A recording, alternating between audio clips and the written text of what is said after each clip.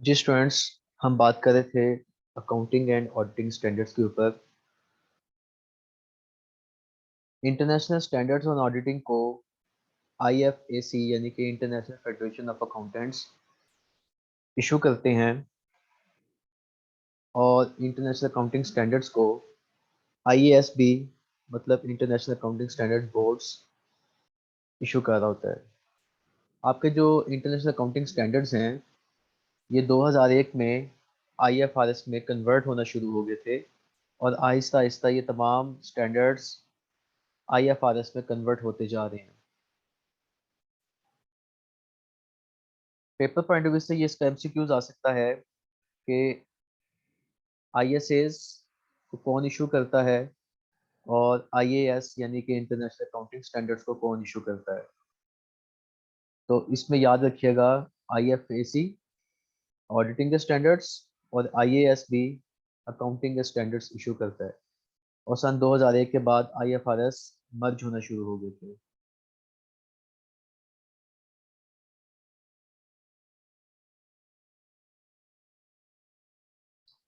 इसके बाद ऑडिटर जब ऑडिट करता है तो रिपोर्ट जनरेट करता है जिसमें वो एक अश्योरेंस दे रहा होता है कि भाई जो आपके अकाउंट्स हैं वो ट्रू एंड फेयर व्यू दे रहे हैं।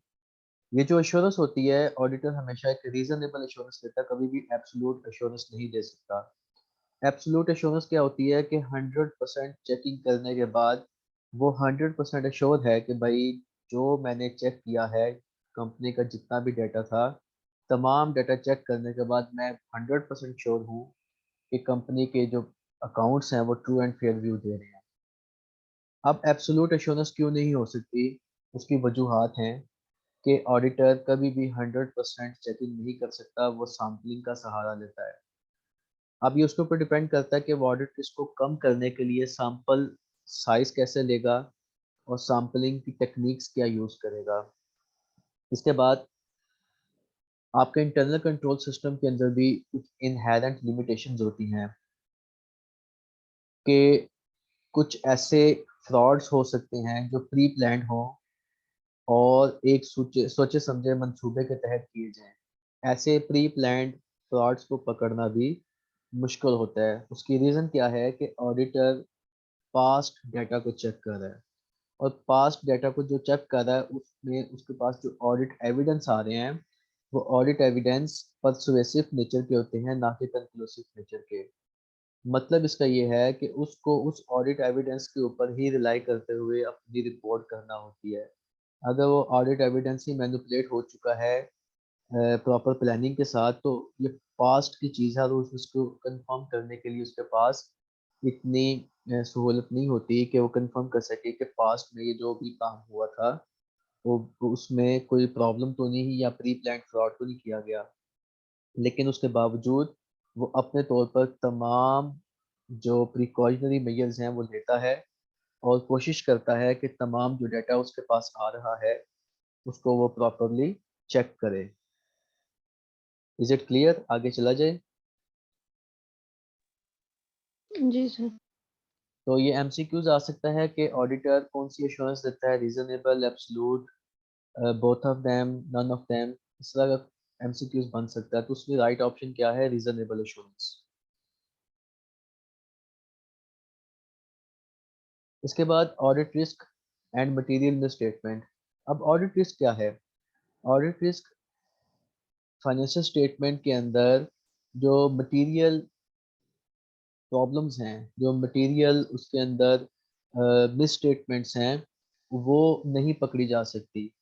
ये एक ऑडिट रिस्क है कि आपने स्टेटमेंट दे दी कि भाई आपके accounts true and fair view दे रहे हैं, हालांकि वो ट्रू एंड फेयर व्यू नहीं दे रहे होंगे। इस तरह क्यों होता है कि इस तरह तब हो सकता है कि जब ऑडिटर के पास जो सैंपल था वो जो मिस स्टेटमेंट है उस सैंपल के अंदर आई ही नहीं।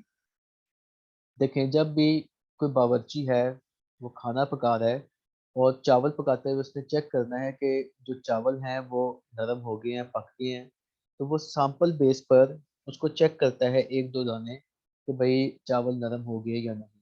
वो पूरी की पूरी देग नहीं खा के चेक करेगा कि चावल ठीक पके हैं। इसी तरह जब ऑडिट होता है तो ऑडिटर सैम्पलिंग करता है। हाँ, वो थोड़ा सैंपल नहीं बल्कि सैंपल साइज बढ़ा लेता है ताकि ऑडिट रिस्क को कम किया जा सके। लेकिन फिर भी चांस मौजूद है कि भाई आपकी रिपोर्ट में मिस स्टेटमेंट मौजूद है और उसके बावजूद ऑडिटर की रिपोर्ट ट्रू एंड फेयर की आ गई है। इसके बाद material miss statement. Material miss statement ये है कि आपकी फाइनेंशियल स्टेटमेंट्स में कोई ऐसी इंफॉर्मेशन थी, कोई ऐसी स्टेटमेंट थी जिस जो गलत थी, और उसकी बेस पर जो फैसला किया गया है, कोई भी फैसला कर सकता है ना। जैसे आपका प्रोस्पेक्ट इन्वेस्टर है, आपके बैंक्स हैं जो इस डाटा को यूज कर रहे हैं, कोई भी जो उसके ऊपर रिलाई करते हुए फैसला कर रहा है, उसके उस फैसले से जो फैसला है उसका वो ठीक नहीं हुआ, उसको कोई लॉस भी हो सकता है उसकी वजह से। लेकिन ऑल्दो उसने ऑडिटर की इंफॉर्मेशन के ऊपर बेस करते हुए ही वो फैसला लिया था। तो ये क्या है, मटेरियल मिस स्टेटमेंट। मटीरियलिटी क्या होती है? जब हम फाइनेंस में मटीरियलिटी की बात करते हैं, तो मटीरियल थिंग जिसका आपके फैसले के ऊपर असर पड़ता है, जिसके पता चलने से आपका फैसला बदल जाए, ऐसी बात को हम कहते हैं material miss statement. For example, एक पर्सन है जो एक महीने का 10 लाख रुपया जनरेट करता है अपने बिजनेस में। अगर उसका 2,000 3,000 रुपये का नुकसान हो जाए तो उसको उसकी कोई परवाह नहीं, क्योंकि उसके लिए ये 2-3 हज़ार रुपया एक इमटेरियल थिंग है। लेकिन उसी तरह उसी दूसरी जानिब, एक पर्सन जो महीने का 10,000 कमाता है और उसका 2-3 हज़ार का नुकसान हो जाए तो ये उसके लिए एक मटीरियल थिंग होगी, उसके लिए ये बहुत अहमियत रखती है चीज़। तो मटीरियलिटी इन अकाउंट्स, फाइनेंस और ऑडिट जब हम बात करते हैं, तो मतलब उस चीज़ की कितनी अहमियत है, उस चीज़ से के जाहिर या ना जाहिर होने से आपके फैसले में तब्दीली आ सकती है या नहीं आ सकती। Is it clear? Yes sir. अब ऑडिट रिस्क क्या है? ऑडिट रिस्क मॉडल में हम देखते हैं कि आपके पास इनहेरेंट रिस्क, कंट्रोल रिस्क और डिटेक्शन रिस्क। रिस्क ये तीन तरह के रिस्क होते हैं। अब ऑडिट रिस्क हमने भी देखा है कि आपकी स्टेटमेंट में मटेरियल में स्टेटमेंट थी और आपकी जो रिपोर्ट है वो ट्रू एंड फेयर की आ गई। अब इनहेरेंट रिस्क क्या है? इनहेरेंट रिस्क ये है कि ओके, इनहेरेंट रिस्क ये है कि आपका जो मटेरियल मिसस्टेटमेंट है, वो किसी भी वजह से आपके इंटरनल कंट्रोल के अलावा, due to other reason other than the failure of internal control, उसके अलावा आपकी वो मटेरियल मिसस्टेटमेंट नहीं पकड़ी जा सकी। उसमें क्या हो सकता है कि वो जो आपका सैंपल साइज है उसमें ना आया हो। ठीक है। कंट्रोल रिस्क क्या है? कि आपने वक्त के ऊपर अपनी जो मिस स्टेटमेंट थी, जो गलतियां थी या जो फ्रॉड थे, उनको ना तो आपने डिटेक्ट किया और ना ही आपने टाइमली उनको प्रिवेंट करके या रेक्टिफाई किया। होना तो ये चाहिए कि जो भी एरर्स आपके सामने आ जाएं या फ्रॉड्स आ जाएं, उनको फौरी तौर पे डिटेक्ट कर कर उसी वक्त उनको रेक्टिफाई कर किया जाए, ताकि उस एरर की वजह से जो भी स्टेटमेंट है वो आगे ना जाए। आपके डिफरेंट डिसीजन मेकिंग हो रहे थे उसकी बेस पर। जी सैयदा शम्स, वालेकुम अस्सलाम। सैयदा शम्स ने क्लास ज्वाइन कर ली है। हम थोड़ा सा पढ़ चुके हैं, वो आपको इंशाल्लाह रिकॉर्डिंग में मिल जाएगा। अभी हम बात कर रहे हैं ऑडिट रिस्क की। तो ऑडिट रिस्क यही है कि आपकी स्टेटमेंट में कोई इनकरेक्शन थी, मटेरियल मिसस्टेटमेंट थी, लेकिन ऑडिट के दौरान वो नहीं पकड़ी जा सकी, जिसकी वजह से रिपोर्ट क्या चली गई कि reports true and fair view दे रही हैं। इसमें हमने बात की है इनहेरेंट रिस्क की, ऑडिट कंट्रोल रिस्क की और डिटेक्शन रिस्क की। अच्छा, हम बात कर रहे थे कंट्रोल रिस्क की, कि आपने कंट्रोल नहीं किया, जिसकी वजह से आपके एरर या फ्रॉड हुए। वो ना सिर्फ होने चाहिए थे बल्कि उनको प्रिवेंट होना चाहिए था वक्त के ऊपर। ना तो वो प्रिवेंट हुए, ना डिटेक्ट हुए, ना ही टाइमली बेसिस पर उनको रेक्टिफाई किया गया। और डिटेक्शन रिस्क यही है कि ऑडिटर फेल हो जाए कि उस मटेरियल स्टेटमेंट को फाइंड करने के लिए। क्यों? क्योंकि वो जो हो सकता है, चांसेस आर देयर कि ऑडिटर ने जो सैंपल सेलेक्ट किया था वो इंफॉर्मेशन उस सैंपल में फॉल ही नहीं कर रही। जी, ऑडिट रिस्क की समझ है कि क्या होता है? सर ये दो जो है थोड़ा कंफ्यूज करें, कंट्रोल रिस्क और डिटेक्शन रिस्क। जी, दोबारा कंट्रोल समझ रिस्क में लें। जैसे जी, जी।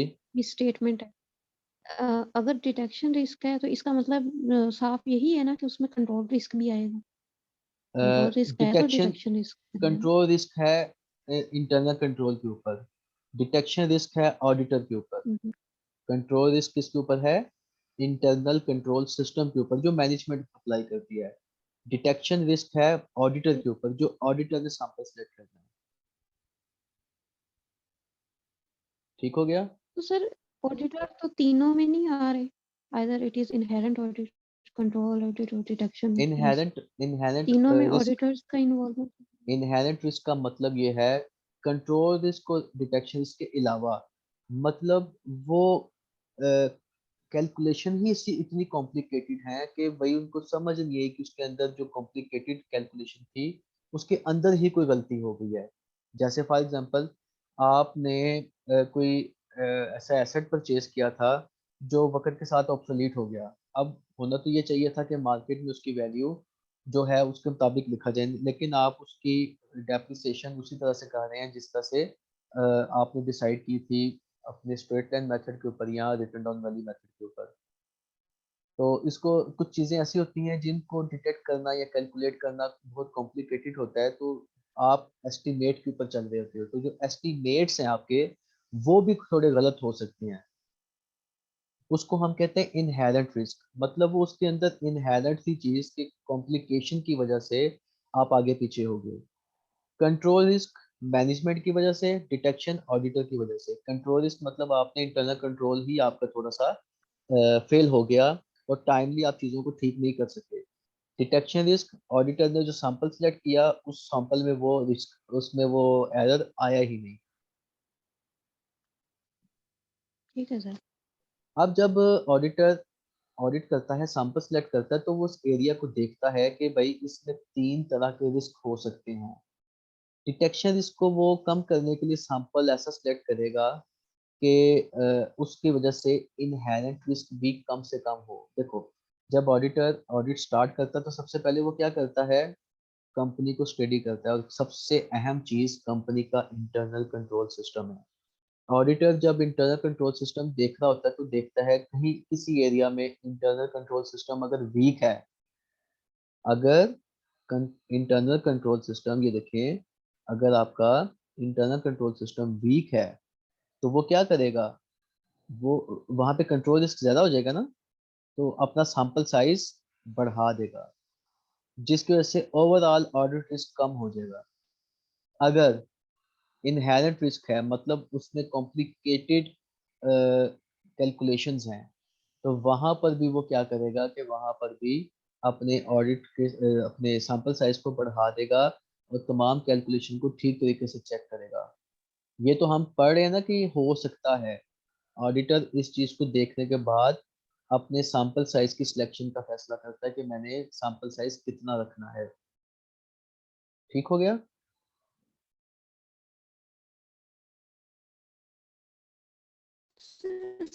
सैंपल साइज बढ़ाने से तो रिस्क बढ़ेगा नहीं, आपकी आवाज ठीक नहीं आ रही है मुझे। जितना बड़ा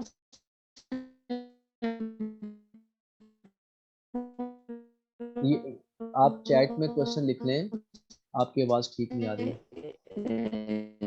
फाइंड आउट करना मिस्टेक को या किसी भी चीज को उतना ही मुश्किल हो जाएगा। आपकी आवाज ठीक नहीं आ रही थी, आप मैं ये चैट में कहना चाह रही क्वेश्चन। हूँ कि सैंपल साइज जो है वो जितना बड़ा होगा ना। जी बोलें।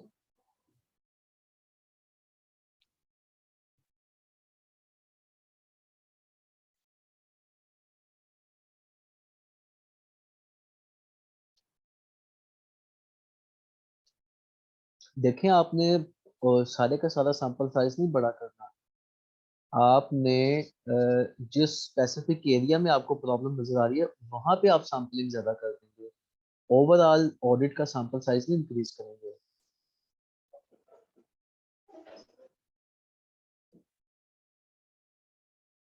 क्लियर?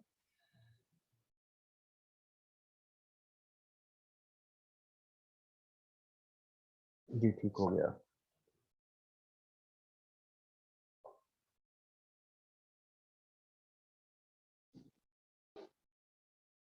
इसके बाद इंगेजमेंट लेटर है। इंगेजमेंट लेटर ये होता है कि जब ऑडिटर को अपॉइंट किया जाता है तो ऑडिटर एक लेटर अपने क्लाइंट को साइन करके भेजता है, जिसमें उसने वो तमाम टर्म्स एंड कंडीशन, वो तमाम चीज़ें लिखी होती हैं कि भाई मेरा क्या काम होगा, मैंने कौन सा ऑडिट करना है, किस हद तक ऑडिट करना है, फुल ऑडिट है, पार्शियल ऑडिट है, मैनेजमेंट ऑडिट है, कास्ट अकाउंटिंग का ऑडिट है, या आपका फाइनल ऑडिट है, इंटरम ऑडिट है, कंटिन्यूस ऑडिट है, ये तमाम चीज़ें उसके अंदर मेंशन होती हैं।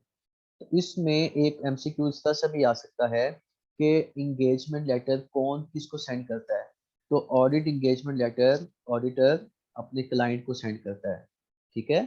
जब क्लाइंट उसको अपॉइंट करता है, अपॉइंटमेंट होने के बाद इंगेजमेंट लेटर ऑडिटर क्लाइंट को सेंड करता है। तो ये एमसीक्यूज पूछा जा सकता है।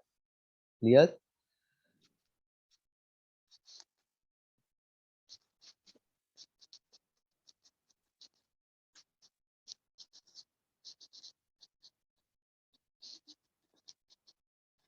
इसके बाद हमारे पास आते हैं ऑडिट वर्किंग पेपर्स। ऑडिटर जब काम कर रहा होता है तो डिफरेंट तरह की इंफॉर्मेशन कलेक्ट करता है, डिफरेंट डॉक्यूमेंट्स कलेक्ट करता है। उन तमाम इंफॉर्मेशन डॉक्यूमेंट्स को जो उसकी वर्किंग होती जा रही है, वो एक प्रॉपर फाइल बनाता जाता है।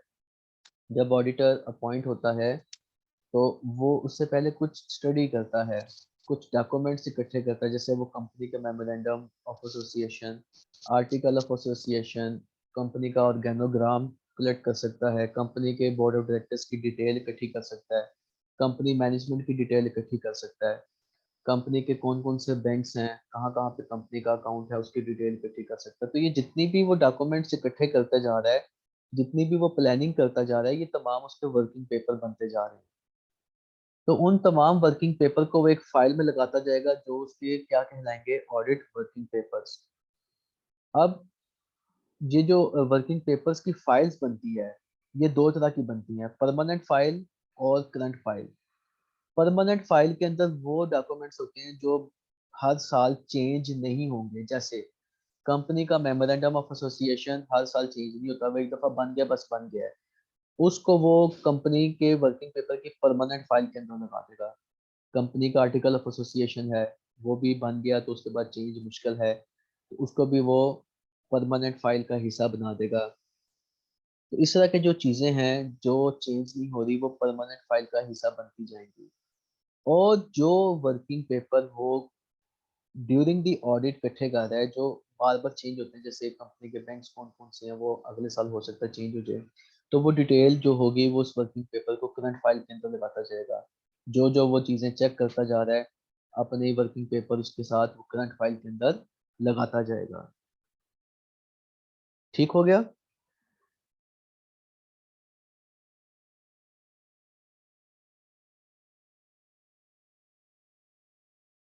परमानेंट फाइल और करंट फाइल क्या होती है, इस चीज़ की समझ आ गई स्टूडेंट्स?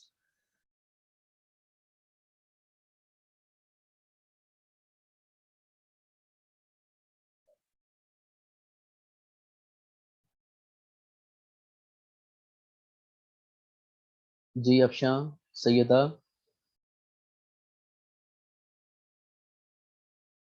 आगे चले हम।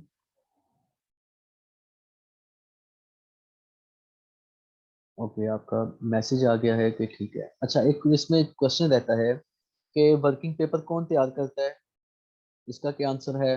और वर्किंग पेपर का ऑनर कौन होता है, इसका क्या आंसर है?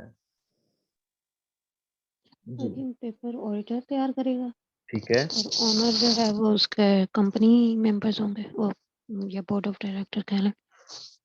क्यों?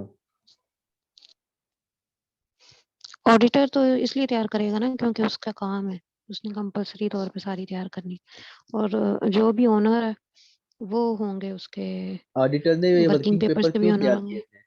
ऑडिटर ने ये वर्किंग पेपर क्यों तैयार किए थे, ये देखें इसकी डेफिनेशन पढ़ें।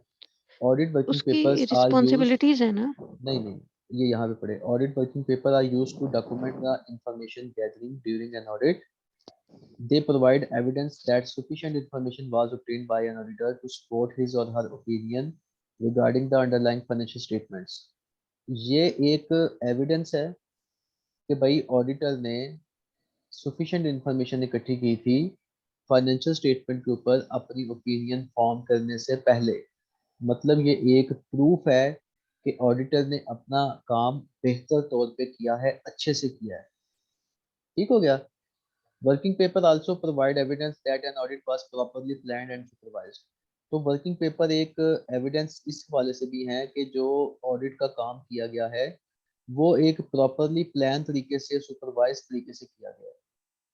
अब जब ये एविडेंस है ऑडिटर को सपोर्ट कर रहा है, जो ऑडिट वर्किंग पेपर हैं ये किसको सपोर्ट कर रहे हैं? ऑडिटर को। तो ये ऑडिटर की मलकियत है कि ऑडिटर अपने पास रखेगा कि मैंने जो काम किया था वो बिल्कुल ठीक किया था। ठीक है। तो ऑडिट वर्किंग पेपर तैयार भी ऑडिटर करता है और उसका ऑनर भी कौन होता है? Auditor. Clear? Sir for example देखें, जैसे कंपनीज के मेमोरेंडम ऑफ एसोसिएशन है, या इसके अलावा कंपनी की लीगल जो डॉक्यूमेंट्स है, फॉर एग्जांपल उनके एसेट्स कितने हैं, उनकी प्रॉपर्टीज कितनी है, तो ये उसने सारी कापी चीजें लिया ना अगर वो उनसे। एक फाइल में इकट्ठी कर भी लेता है, वो वो अगर इकट्ठा कर भी लेता है, तो ओनर हाँ। तो उनका वो नहीं है ना सर, वो उसका मालिक तो नहीं हो सकता ना, वो तो हम्म, सिर्फ उसका एक केयर टेकर के तौर पे यूज करेंगे। हाँ, आप ये कह सकते हैं केयर टेकर के वो उसकी इंफॉर्मेशन डिस्क्लोज नहीं करेगा। एथिकल आ गया इसमें। वो इंफॉर्मेशन किसी को हम्म, डिस्क्लोज नहीं करेगा, लेकिन वो ऑनर उसका वही है जो अपने ऑफिस में उसको महफूज रखेगा।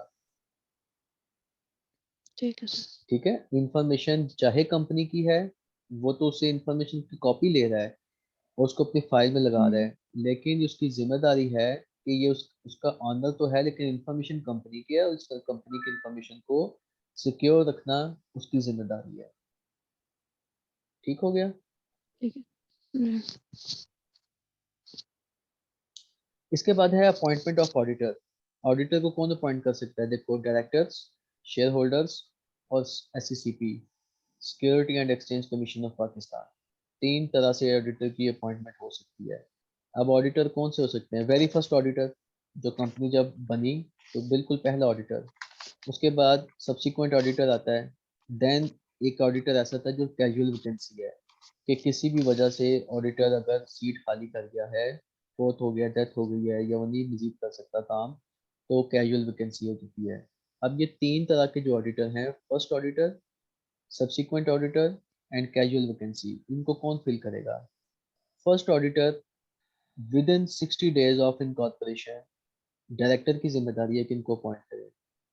अगर डायरेक्टर फर्स्ट ऑडिटर को अपॉइंट नहीं कर पाते पहले 60 दिनों के अंदर, देन शेयर होल्डर के पास ऑप्शन आती है कि 60 days के अगले 60 days उनके पास टाइम है कि first auditor share holders appoint करेंगे। और अगर शेयर होल्डर भी अपॉइंट नहीं कर पाते, डायरेक्टर्स और शेयर होल्डर फेल हो जाते हैं फर्स्ट ऑडिटर अपॉइंट करने में। 60 दिन मिले थे डायरेक्टर्स को, अगले 60 दिन मिले थे शेयर होल्डर्स को, टोटल 120 दिन। अगर 120 दिन के अंदर भी ऑडिटर को अपॉइंट नहीं किया जाता, देन एससीसीपी खुद से ऑडिटर अपॉइंट करेगी। ठीक हो गया। सर एससीसीपी कौन है? Security and exchange commission of Pakistan, SCCP, ऐसा इदारा है जो आपके स्टॉक एक्सचेंज को और आपके तमाम जो भी बिजनेस वहाँ पे लिस्टेड कंपनीज हैं उनके मैटर्स को देख रहा है। जैसे आपने बार बार सुना होगा ना, रजिस्ट्रार ऑफ द कंपनी, कि कंपनी अब रजिस्ट्रार को एप्लीकेशन देती है, रजिस्ट्रार ये इस तरह करता है, नोटिस देता है। तो रजिस्ट्रार बेसिकली कौन होता है? एससीसीपी का रजिस्ट्रार। ठीक है सर। आपने being a public limited company पैसा कहाँ से इकट्ठा करना है? पब्लिक से। तो पब्लिक से जो हम्म, पैसा इकट्ठा किया जा रहा है उस पैसे को, उसमें फ्रॉड ना हो जाए, कुछ लेके भाग ना जाए, तो इन तमाम चीजों को किसने देखना है? गवर्नमेंट ने एक अदारा बना दिया, SCCP, security and exchange commission of Pakistan. ठीक हो गया। ठीक है सर। अच्छा, इसके बाद आती है सब्सिक्वेंट ऑडिटर। सब्सिक्वेंट ऑडिटर मतलब आपने मीटिंग के अंदर पुराने ऑडिटर से रिपोर्ट ले ली और अब आपने एक नया ऑडिटर अपॉइंट करना है।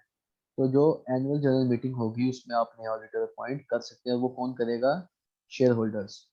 अगर shareholder annual general meeting में सब्सिक्वेंट ऑडिटर अपॉइंट नहीं करते तो फिर कौन करेगा?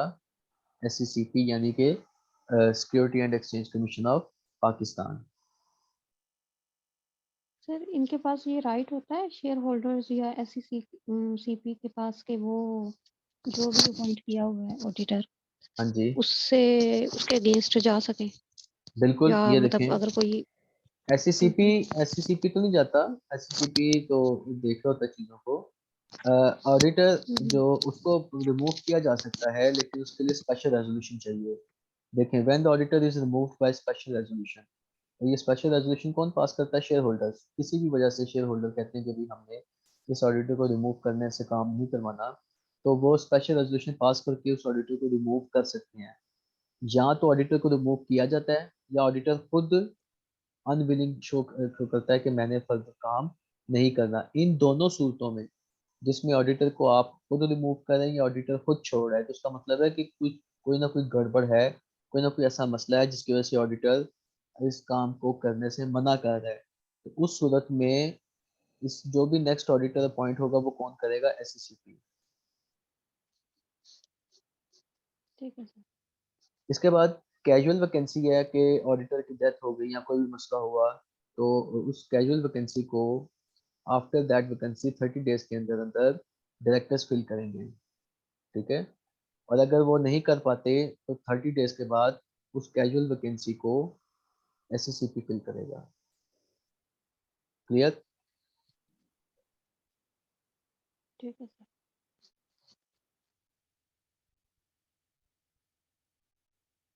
इसके बाद आपने रजिस्ट्रार को इंटीमेशन देना होता है जब आप नया ऑडिटर अपॉइंट करते हैं, या कोई भी ऑडिटर रिटायर हो रहा है या रिमूव किया जा रहा है या वो छोड़ के जा रहा है अपने ऑफिस को, तो विद इन 14 डेज आपने रजिस्ट्रार को जो SECP में बैठता है इंटीमेशन देना होता है कि हमने नया ऑडिटर अपॉइंट कर लिया है या पहला ऑडिटर छोड़ गया है, जिस भी वजह से रिटायरमेंट है, रिमूवल है, या अनविलिंगनेस है, जो भी है।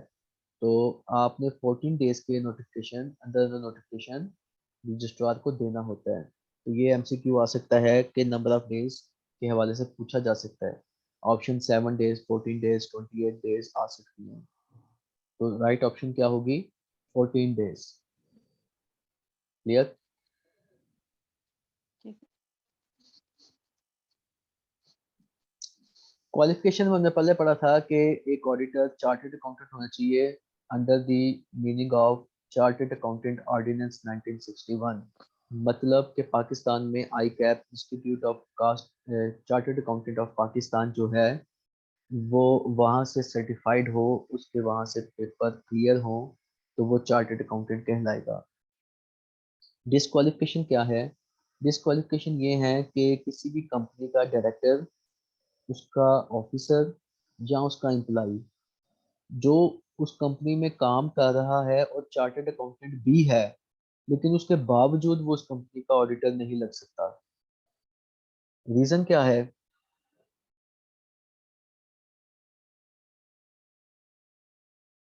स्टूडेंट, इसकी रीजन क्या है? ताकि वो थिंग्स को जो है वो मैनिपुलेट ना करे या अपने इंडिपेंडेंसी मफाद के लिए खत्म हो इस्तेमाल जाती है। ना कर सके। एग्जैक्टली, इंडिपेंडेंसी ठीक खत्म हो जाती है। हमने पहली शर्त पढ़ी ठीक थी कि ऑडिटर इंडिपेंडेंट होना चाहिए। तो ऐसा बंदा जो डायरेक्टर है, ऑफिसर है या एम्प्लाई है, या पिछले 3 सालों में वो डायरेक्टर, ऑफिसर या एम्प्लाई रह चुका है, तो वो उस कंपनी का ऑडिटर नहीं लग सकता। 3 साल से ज्यादा अरसा गुजर जाएगा फिर लग सकता है, उससे पहले नहीं। इसके बाद डायरेक्टर, ऑफिसर या एम्प्लॉय ऑफ द कंपनी का जो पार्टनर है, वो भी उस कंपनी का ऑडिटर नहीं लग सकता, क्योंकि यहाँ पर भी इंडिपेंडेंसी सेक्रीफाइस हो सकती है। डायरेक्टर की का जो स्पाउस है, मतलब अगर मेल डायरेक्टर है तो उसकी वाइफ, और अगर फीमेल डायरेक्टर है तो उसका हस्बैंड उस कंपनी का ऑडिट नहीं कर सकते, चाहे वो चार्टर्ड अकाउंटेंट भी क्यों ना हो। इसके बाद ऐसा बंदा जिसने, जो कंपनी का मकरूज है, जिसने कंपनी के पैसे देने हैं, इंडेप्टेड है, ऐसा पर्सन भी उस कंपनी का ऑडिटर नहीं लग सकता। ठीक हो गया?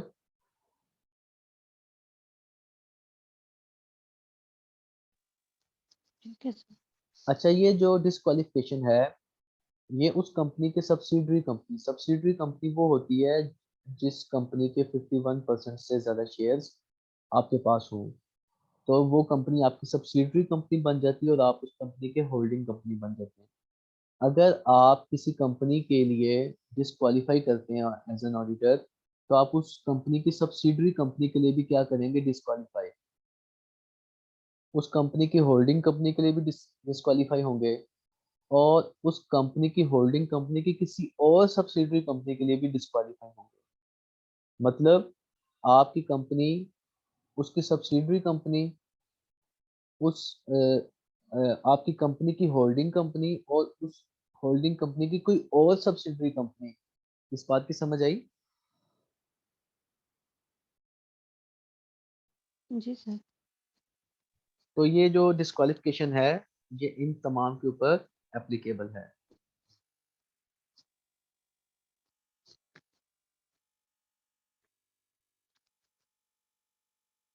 इसके बाद ऑडिटर के राइट्स क्या हैं?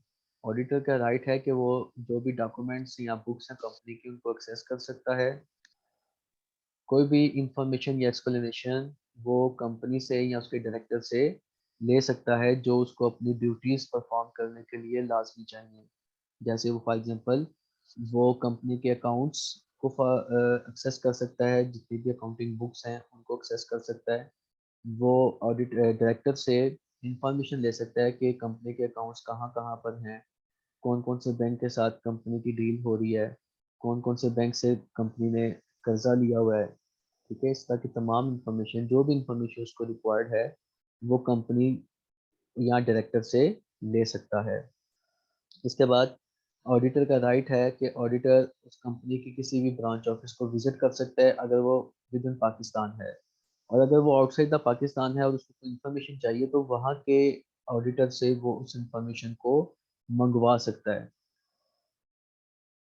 इसके बाद उसके पास राइट है कि जो भी एजीएम होगी वो उसको अटेंड कर सकता है, और जितने भी नोटिस इशू हो रहे हैं जो शेयर होल्डर्स को या जो पार्टीज को जा रहे हैं, उन नोटिस की एक कॉपी शेयर ऑडिटर को भी लाजमी जानी चाहिए, ताकि उसको पता हो कि कंपनी में वर्किंग क्या हो रही है और कंपनी में कौन कौन से नोटिस इशू किए जा रहे हैं, कौन कौन से अहम मैटर जो उनसे हमको डील किया जा रहा है, क्या फैसले हो रहे हैं कंपनी के अंदर, तमाम इंफॉर्मेशन उसके पास मौजूद होनी चाहिए।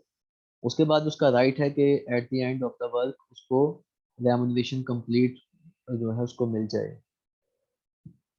क्लियर? Yes sir.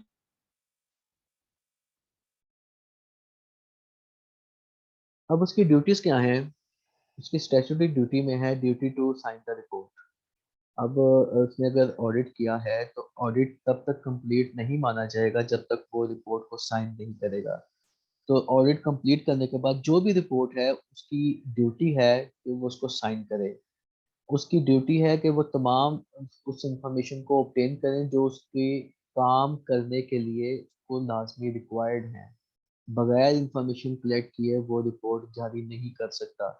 और इस ड्यूटी को फुलफिल किया गया या नहीं, उसके लिए उसके जो वर्किंग पेपर हैं, वर्किंग पेपर सबूत हैं कि जो भी ड्यूटी परफॉर्म करने के लिए मुझे इंफॉर्मेशन चाहिए थी वो इंफॉर्मेशन मैंने कलेक्ट की है। इसके बाद उसकी ड्यूटी है कि वो चेक करे कि जो भी बुक्स में चीज़ें आ रही हैं, जो बैलेंसेस आ रहे हैं, वो एप्रोप्रिएट हैं या नहीं, गलत कास्टिंग तो नहीं हो रही, गलत रिपोर्टिंग तो नहीं हो रही। इसके बाद अगर कोई पब्लिक प्रोसिक्यूटर आता है तो उसकी ड्यूटी है कि उसको असिस्ट करे। तो पब्लिक प्रोसिक्यूटर में ये हो सकता है जैसे एफपीआर की तरफ से इंस्पेक्टर आ गया है और वो इंस्पेक्टर कोई इंस्पेक्शन करना चाहता है, तो उसकी जिम्मेदारी है कि वो इंस्पेक्टर जो भी डाटा मांगे, कुछ चीज़ मांगे जो ऑडिटर के पास मौजूद है, तो ऑडिटर उसको प्रोवाइड करे। ठीक हो गया? जी सर।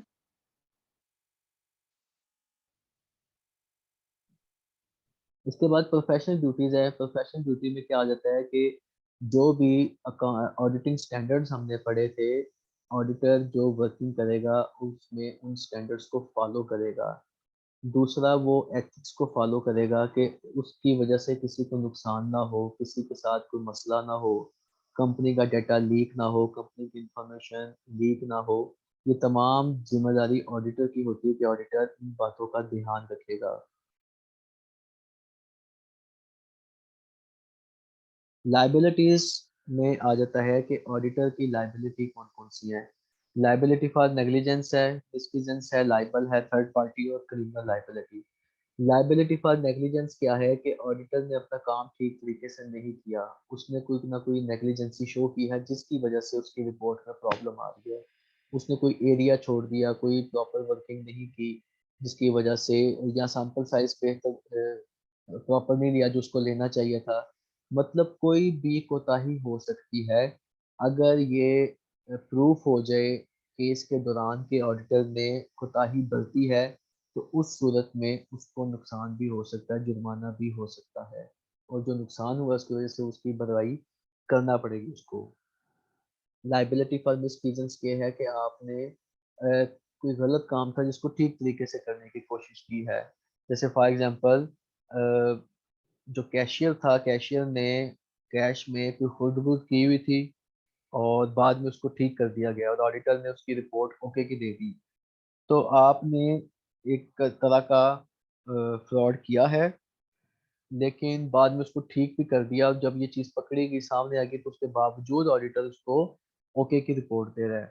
तो ये इस किस में आ जाएगा, लाइबिलिटी फॉर मिसफीजेंस, कि आपने कोई फ्रॉड करके ठीक कर दिया हुआ है और उसको ओके की रिपोर्ट दे दी है, उसको रिपोर्ट नहीं किया कि ये फ्रॉड हुआ था, या इसको डिटेक्ट किया गया है, उसको बाद में रेक्टिफाई किया गया है।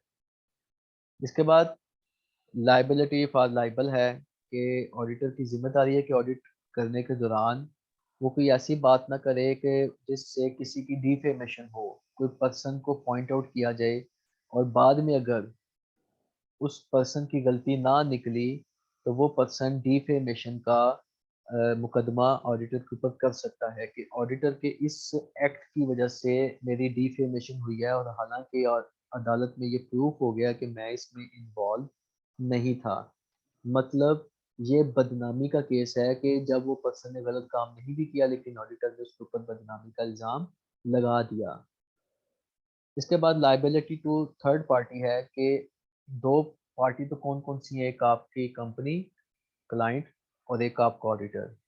ये दो मेन पार्टीज हैं। थर्ड पार्टी वो है जिसका डायरेक्ट रिलेशनशिप ऑडिटर से नहीं है, लेकिन उस थर्ड पार्टी को ऑडिटर की वजह से, ऑडिटर की गलत रिपोर्ट की वजह से नुकसान हो गया है, तो वो भी इसके ऊपर केस कर सकती है कि भाई ऑडिटर की रिपोर्ट ट्रू एंड फेयर नहीं थी, उसके अंदर प्रॉब्लम्स थी, मैंने उस रिपोर्ट की बेस पर फैसला किया और उस फैसले से मुझे नुकसान हुआ है। तो वो पार्टी भी ऑडिटर के ऊपर केस कर सकती है।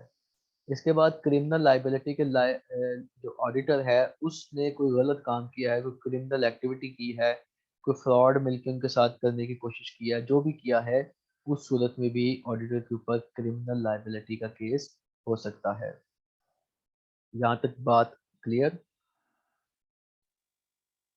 Yes sir.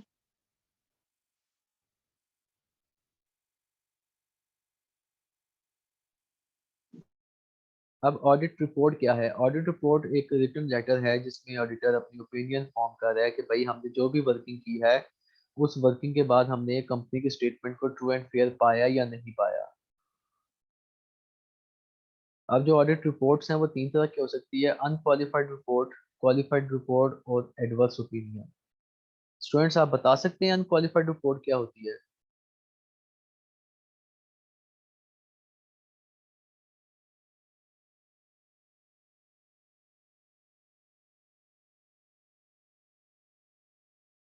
Students, any idea about audit report, unqualified report?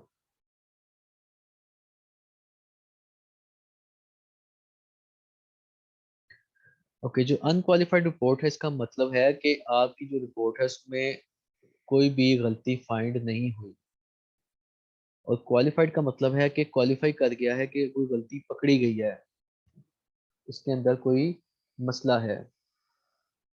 जी फरहान, बिल्कुल ठीक। अनक्वालिफाइड रिपोर्ट के ट्रू एंड फेयर रिजल्ट्स हैं, और क्वालिफाइड का मतलब है कि ट्रू एंड फेयर रिजल्ट्स नहीं है, कहीं पे मसला है। और एडवर्स ओपिनियन का मतलब ये है कि उसमें फ्रॉड्स पकड़े गए हैं, मतलब उसके अंदर इतनी गलतियां हैं, इतने फ्रॉड्स हैं कि ऑडिटर अपनी क्वालिफाइड रिपोर्ट नहीं बल्कि एडवर्स ओपिनियन देता है उसके बारे में। क्लियर?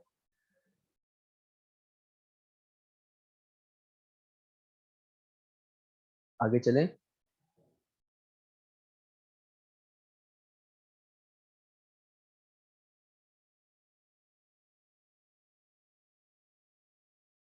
ठीक हो गया।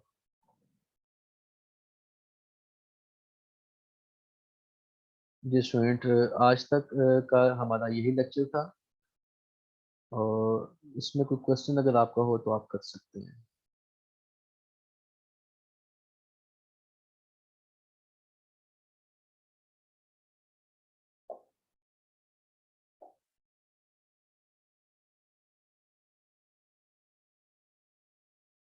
गैप वगैरह होता है।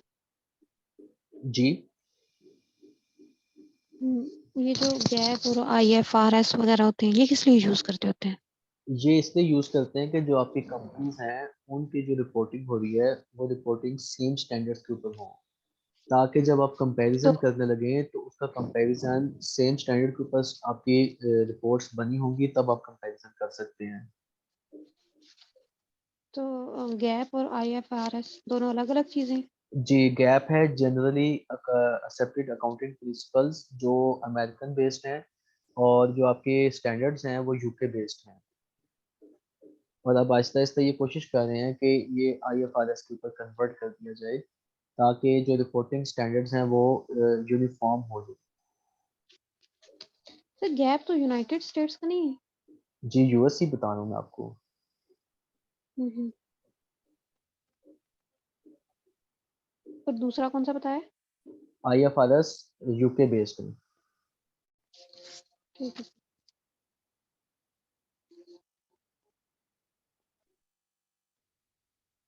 जी और किसी का कोई क्वेश्चन हो?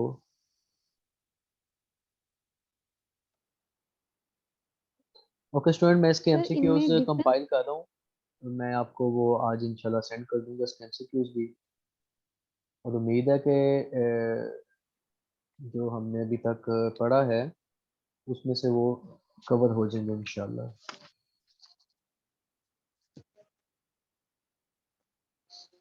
ठीक है सर।